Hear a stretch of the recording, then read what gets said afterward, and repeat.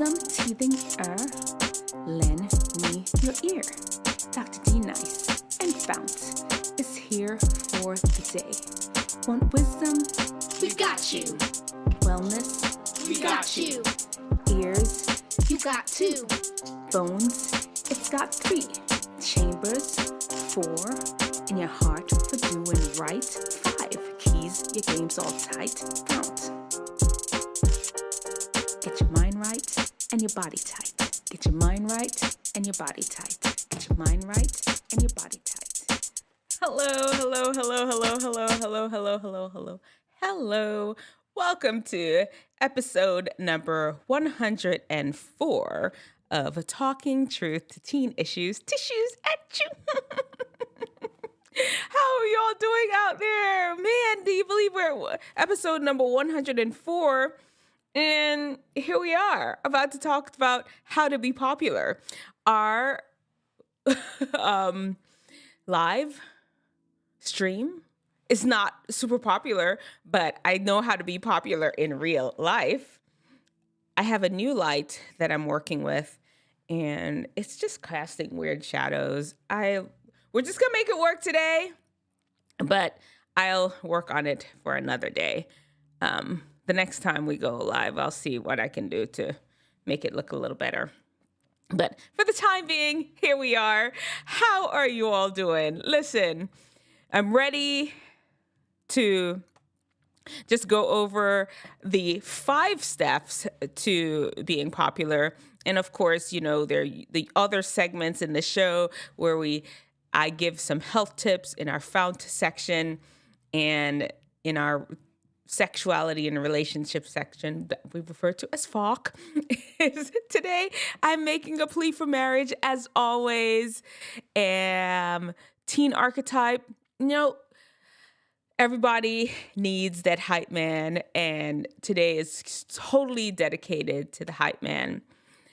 Are you all a fan of raw, like cooking meat from like rawness? I was going to say from scratch, not like you're going to grow out and grow like a chicken. I'm going to talk about like what it is, what my issue is with cooking raw meat. You're going to want to hear this. That's what we have today on episode number 104 of Talking Truth to Teen Issues, Tissues at You. Thank you all so much for tuning in. Let's just get down to it, right? Let's get hold on. All right. Do you all see it here? My most popular fit. Let's go. Hold on, let me turn on the sound for you all. That's a dream to be popular. To be popular. To be popular. To be popular.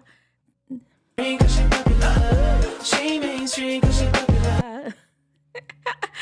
Oh, we're talking about being popular, and that is my most popular outfit. Yes, I had to break up the song because there's going to be all kind of copyright.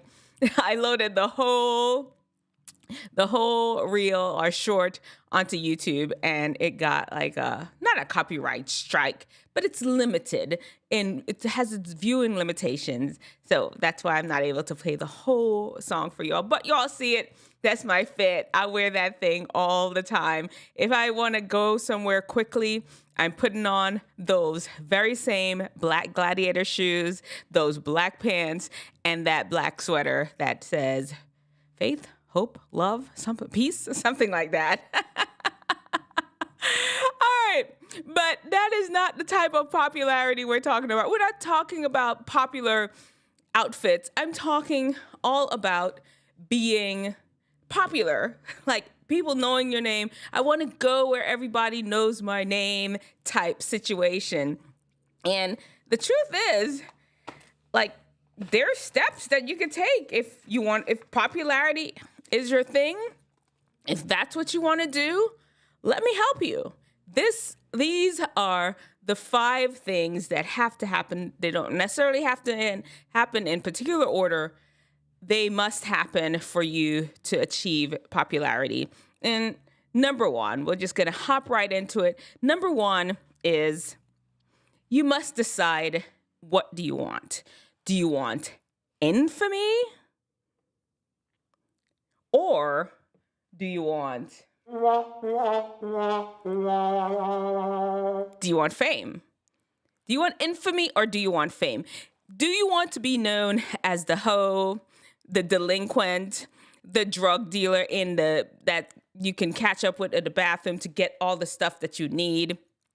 The ones that failed out of school and is 20 years old and still in the 10th grade? Is that what you want? Do you want infamy? Do you want to be known for something not too stand-up-ish? Or do you want fame? Do you want to be known for something good that you've done? Do you want people to respect you when they think about your name? Or do you just want to be known? Got to make that decision, because they're just two different things. They're both popular. One is known for not so stand-up stuff, and the other one is typically known for some achievement that they've made. Make that decision right now. Number 2, marketing. People have to know, people have to be talking about you. You cannot be popular and nobody has a clue who you are. People have to be talking about, oh, there he is right there. He plays football. He scored a touchdown the other day. And his mom is such and such. And that's what people talk about you. Think about all the famous people that you know. You're always looking for news about them. Y'all see my shorts. I'm always doing some sort of commentary on what's going on in pop culture. And people watch them. Why? Because we want to know what famous people are doing. It's the same thing with you. There's marketing involved. You must have people talking about you. And, these stars, you always wonder, why are you talking about them? They put themselves out there because they want people talking. Now, I'm not saying that you have to put yourself out there because you want people talking like that, but at least you need to be out there, kissing babies and shaking old people's hands. No, like walking through the hallway, you need to talk to the people at school. You need to meet people. You need to know people. People need to know you. You got to interact with them. You cannot just not know anyone and expect to be popular. That's just not how popularity works. You can't be sitting in the corner of the gym and expect that everyone's supposed to know you. You're supposed to be popular. It's a decision, and it takes deliberate steps to make it happen. Now, the third one is that Riz factor. And that's where, for some people, it's deliberate steps. For the person with the Riz factor, it comes natural. It's not like they have to think it through that, oh, I am popular. I must walk like this and this and this. It seems like it naturally just oozes through them. But it is actually something that you can learn and train yourself to do, to walk with confidence, to speak to people in an engaging way. You don't have to be overly social. You don't have to be an over extrovert all up in people's face to have Riz. It's just something that oozes through you that attracts people. There's something that you just have, a certain charm. And if you're popular, you have it. You may see other people out there. Why do everybody always want to talk to her? Because there's something about her that people find charming and attractive. It just is what it is. I mean, you may disagree with what she has. You may think, well, she can't play basketball that good. She's not even cute. She can't walk in them heels. If I was popular like her, I wouldn't wear that.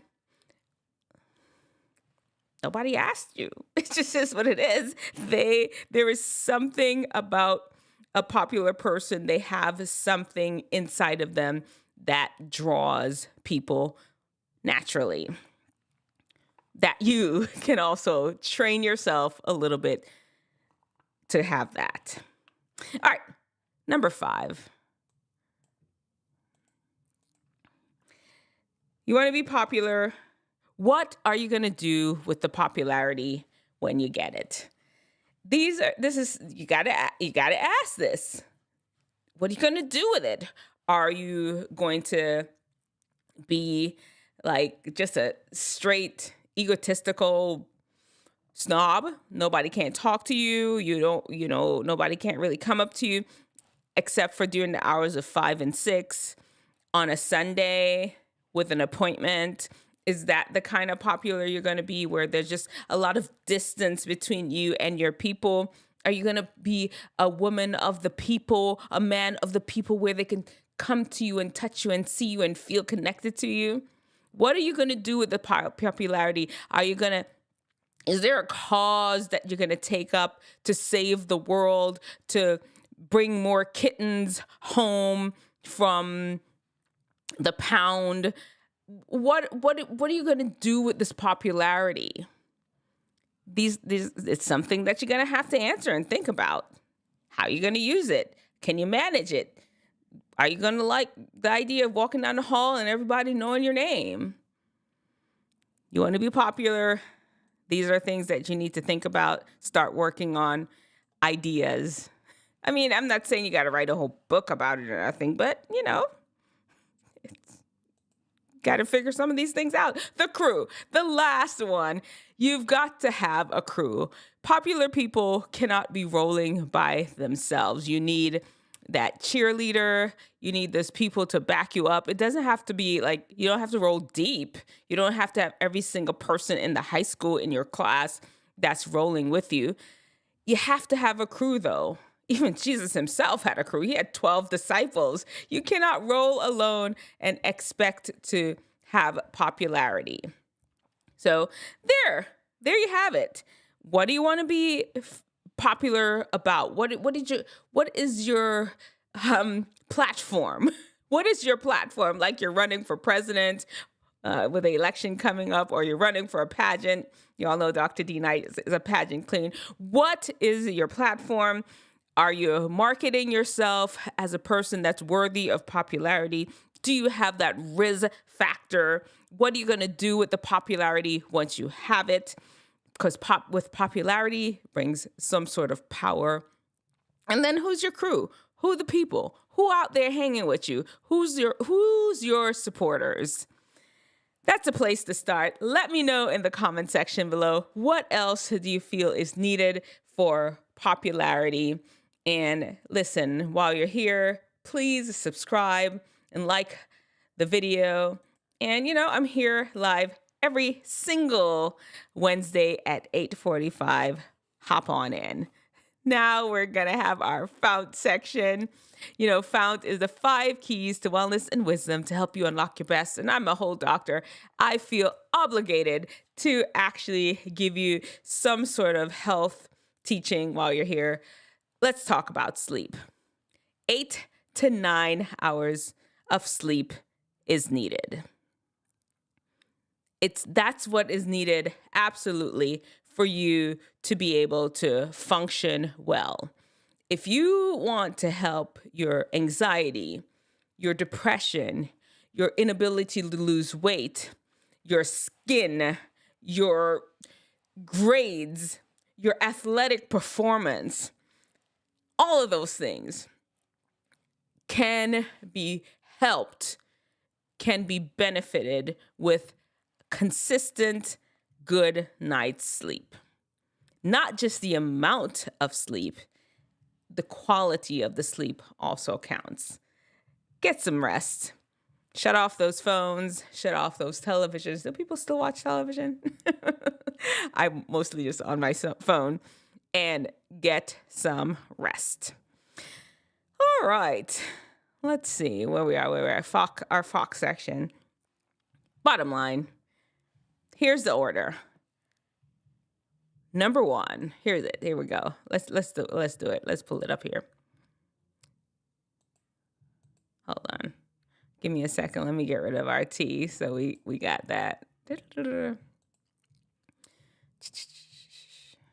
Here's our order. 1, get married. 2, have children. 3, stay married. That's the order. You stick to that order, and I promise you, your life will be joyous. You need somebody to do life with, and don't mess the order up. Don't let any of these weird things that the people in Hollywood, because they're living a different life. They do not live in this world like the rest of us. Totally different life. They have rules that we don't even understand. You see the whole P. Diddy thing. That is not our life. If you want to have a good, long, happy life, get married, have children, stay married, in that order. All right. Let's go on to our teen archetype. And the teen archetype, that is, you know this person, though. This person is in your class. They are with you all the time. You know them, and that is the hype man. We all need a hype man. It's like one of those things where, have you ever seen the home team? They talk about the home team advantages. The home team, the cheering, the crowd, all of that really helps them to just do better. And that's what I'm talking about. You having someone on your side, somebody hyping you up, your home team advantage. You need that crew. And that's what your hype man is. Don't treat your hype man bad, because they're the ones that's going to be put, if you want to make music, if you're talented in something, they're the one that's going to be supporting you. No. You make sure that your hype man is set, because they're your people. They're your day ones. Look out for your day ones. Okay. We're just flying through our show today, aren't we? Yeah, we don't, there's not a lot of stuff going on in the comment section, but let me know your thoughts on all of this. And then we'll wrap up right now with our usual story of the frontal lobe training. And you know how that is. That is you learning from my experience. That's right. You learn from my experience. And because you learn from my experience, you don't have to end up making some of those same mistakes that I do. And that's how wise people are. They love to learn from other people's mistakes. So today, let's just start off with this. I will not handle raw meat. Raw chicken, raw beef, raw shrimp, raw pork, and I don't eat shrimp or pork. Raw meat and myself do not get along. Maybe on an off day, I may handle raw fish. Typically, no. And here's the reason why. Prior to 1987, I was fine. Raw meat, I'm your girl. I can do that. I can cut it up and season it and fry it up. Whatever you wanted me to do, I will do that. Take care of this raw meat. This is what happened. I was in high school. My mom, you were Jamaican people, and she told me to season up the chicken before she gets home. I don't know how you all do it in your house, but most Jamaicans back then, maybe not as much anymore, we didn't buy the chicken parts. We did it sometimes, but overall, you got the whole chicken and you butchered the chicken. Everybody know, growing up as a Jamaican, you know how to butcher a whole chicken. You cut the drumstick, the breast, the thigh, the wings. You just know how to butcher a chicken because that's what you're accustomed to doing. Notice the Jamaican accent just pops out, ready for you when I'm talking, that kind of stuff.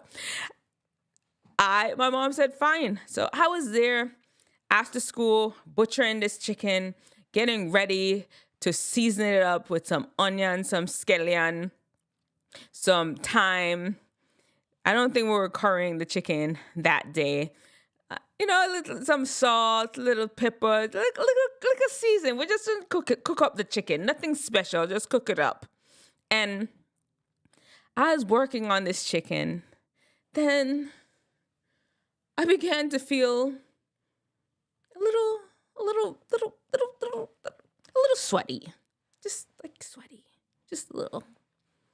Then it's butchering, chopping off thighs, chopping off the other breast, chopping off drumstick, just working on it. Then I began to feel a little woozy. And then, before you know it, I had fainted. I passed out. Well, not a full pass out. I didn't lose consciousness, but I was going to. And I rushed to my room and laid down with my chicken hands. I know I didn't wash my hands off. Man, that's salmonella and everything. Doesn't matter. It was disastrous. I essentially fainted just from butchering this chicken. From then, I promise you, I cannot go anywhere near raw meat, raw beef, nothing. I just don't handle it. Right now with my boys, my husband is the one that cooks all our meats. Anytime we're having meat, I will buy rotisserie chicken and chop it up and doctor it up, but I am not going anywhere near raw meat. Here's the thing, guys. Wisdom understands that, a lot of times, even simple life experiences can affect you way into the future. This is 1987. Do you know how many years ago that was? A whole heap of years. You do the math. I'm not going to do it right now. But it was a whole heap of years ago that this happened. And till this day, it's just imprinted on I can't do it. Should I do better? Maybe. I don't know. I just can't right now. And then wisdom understands that these things happen. There's situations that just really imprint so much on your lives that it leaves a lasting impression, a lasting effect. Do I need to go through therapy to work on that? To help me be able to butcher chicken again? I don't think so. No, it's not that big a deal, because then there's stupidness. Though these things have lasting effects, it's not everything that have to be gone back and fixed and gotten to the heart of and resurrected and made right. Nobody's losing by my inability to handle raw chicken. So it's not every single thing that we have to go in and dissect, pun intended. Some things can just be left as it is. It's not your thing. You don't have to rehash it. You don't have to dig it up and solve it. It's just not my thing because of that one life experience. Anyway, there you have it. Wisdom and stupidness. Choose wisdom. Show me your brightest. Show me your best. Show me the latest guru. God's wisdom lets theirs look like stupidness. Okay, how are y'all doing out there? How was your week? Did you have anything exciting that happened? Let me know in the comment section below. I really appreciate you being here. Where is my phone? Oh, it's right here. Anything? No? Everybody's good? All right. Well, if that's the case, let me go ahead and wrap up here with our usual, let's see, end stream. Here we are. The Lord bless you and keep you. The Lord make his face to shine upon you and be gracious unto you. The Lord turns his face towards you and give you peace. May the Lord watch between me and thee while we're absent one from another. Amen. Thank you so much for tuning in. You all have an amazing rest of the week. I appreciate you being here. You can be anywhere and you've chosen to be here. Thank you so much. I hope your lives are just filled with woolly pa blessing, woolly pa love, woolly pa peace, woolly pa joy. All right. Talk to y'all later, okay? We're rambling now. Bye.